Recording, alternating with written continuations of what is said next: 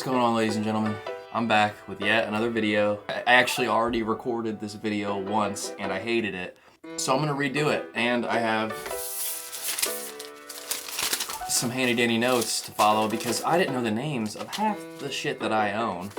I wanted to make this video for you guys to kind of give you guys the gist on what I'm working with when it comes down to sports videography and the gear that I'm using, and just the main body of my camera, which is the infamous FX6. So without further ado, let's get into this camera.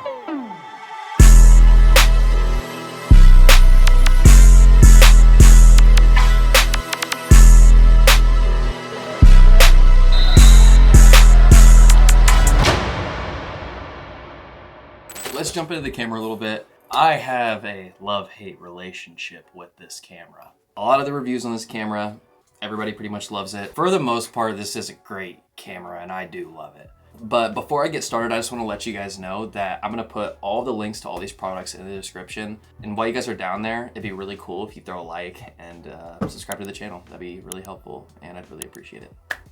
I actually want to go over my pros and cons list that I made of this camera in general. For starters, it is actually fairly affordable for a true cinema camera. It has built-in ND filters, which are actually pretty sick, especially if I'm outside ever shooting documentary style stuff for the things that I do. But I do mostly shoot indoor sports, so I don't necessarily have to use the ND like ever. Just having that and knowing that I don't have to buy a little filter thread with an ND on it, I'm worrying about all the stops and stuff. This has an auto ND as well, so it kind of just knows what you need. It is a beast. The last pro that I have for this camera is that it is a money machine. It makes money. People see this thing and they take you seriously. I've talked about it in my previous video. Whether you think so or not, you show up to this and people are asking you how much it costs. I lie to them and tell them I got it for 20 bucks. But they know it's expensive. They know you mean business. And when you show up to a shoot with this, people are willing to pay you more. It is also nice about this camera, there's two base ISOs that you know you're gonna get the cleanest image with. 800 and 12800. 12,800. Not a numbers guy, whatever. But you're gonna get some really clean S-Log footage with this. Color grading, really good, I guess. I don't know, I'm colorblind. I kind of just try to make it look cool and lower the blacks and stuff, so that's a story for a different time. My cons.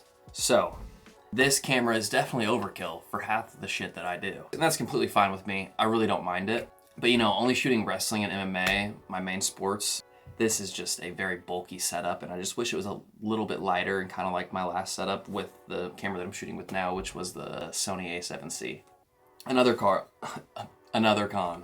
So these little guys, I have two of these CF Express type A cards, right? These little things are very expensive and I hate them, and they shouldn't be that expensive, but they are. Also, I hate how big the file sizes are compared to my last setup. Obviously I'm getting really good footage and you know, you need the space, but I am running through SSDs like I'm Usain Bolt. I need to look into getting some bigger hard drives to kind of store all of my footage. I'm not the most organized person, which I probably should get on that. Add that to the list of things I need to get better at. But the file sizes are just huge to play with, and that is just a con of having this camera. You know, I kind of went over it, but my last con is the portability of it, just packing it in general. I had to buy a whole ass case. Oh, this big old thing. I can go over this if you guys want me to later down the road, because it doesn't necessarily fit in the McKinnon backpack. So if I were to rate this camera out of 10, I'd give it a 9. I think that's a very fair score for this camera here. Obviously it has some really cool features. Being able to shoot on 120 frames per second, amazing, very clean. The pros definitely outweigh the cons of this camera. Okay, now getting into a couple of the accessories that come with the FX6. Obviously you got the main mini monitor, which is great for autofocus when you're lazy. I have it onto this tilted cage here, which I'll go over here in a second. It also comes with the top handle, which is the only places where you can use your audio inputs, which is fine, I don't care. And then they got like the adjustable side handle, 3 different recording slots all over these different pieces. Obviously there's one on the body, one on the top handle, and one on the adjustable side handle. And like I'm saying, it's adjustable. I can move it around depending on what I'm using, like if I'm using a tripod or if I'm going handheld. It's nice on the wrists. Let's just say that.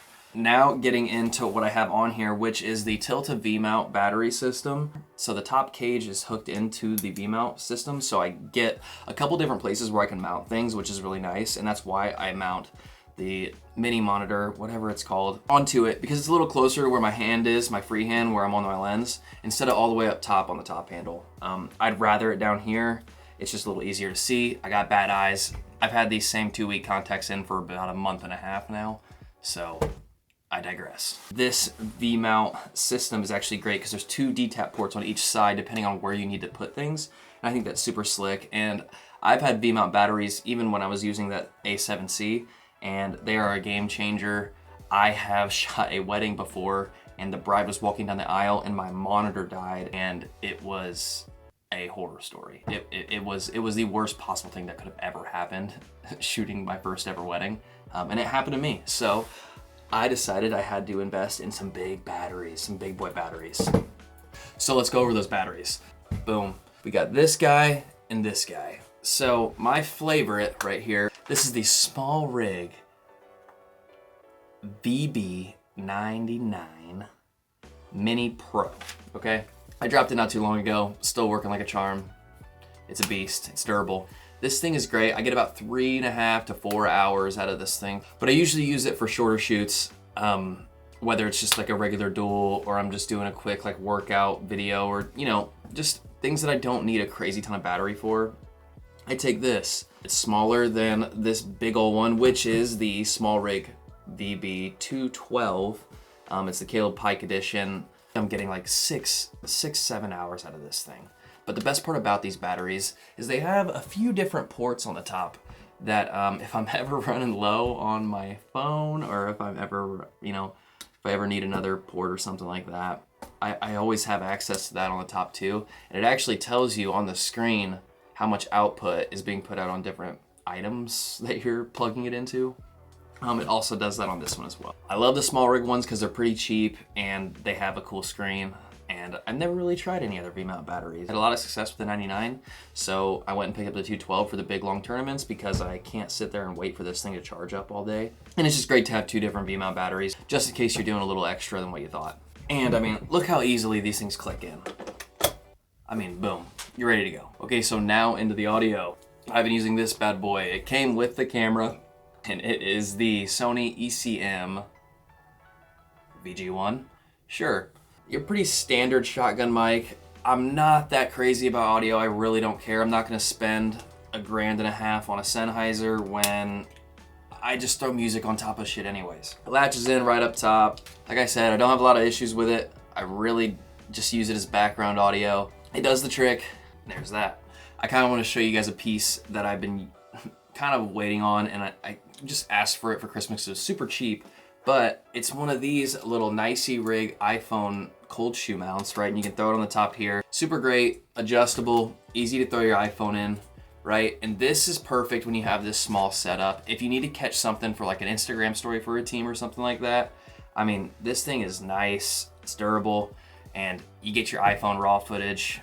Obviously, if you're a crazy person, you throw the SSD into your iPhone. I'm not that guy, but I mean, it's tiltable too, in case you need to get it horizontal, whatever need be. Maybe you're one of those crazy people that uses your iPhone as an extra monitor. Doesn't sound like a bad idea. There's also another cold shoe mount right here if you need to add anything in onto each side, actually. So if you need to add anything into the side, this thing's great for it. Super versatile, easy content. And now into the lenses. The best lens ever, in my opinion.